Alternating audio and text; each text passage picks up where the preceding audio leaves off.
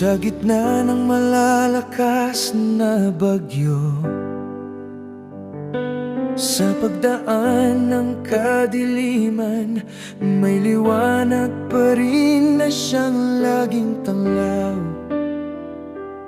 Puso'y maghihilom sa bawat pagsikat ng araw. Kahit may bigat man na dala o sugat ng mga hamon, tayo'y patuloy na bumabangon.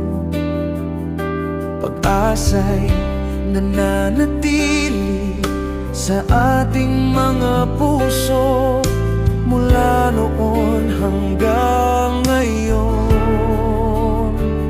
Sinubok man tayo, naging madilim man ang sandaling ito, hindi man gaya ng dati ang simoy ngayon ng ating Pasko. Tuloy lang ang buhay at magpapatuloy pa rin tayo, na may tapang sa puso na harapin ang pagbabago. Ito ang diwa ng Pasko na nag-aalab sa ating bawat puso. Saan man tayo sa buong mundo, pag-asa pa rin ang sinisimbolo.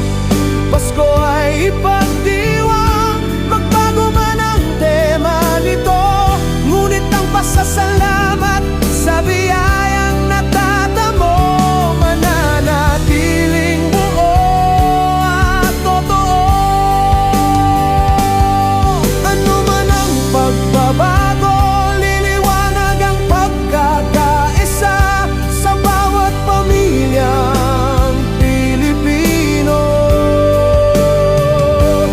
At magniningning ito sa bawat nating puso. Ito magsisilbing talang ngayon ng ating Pasko.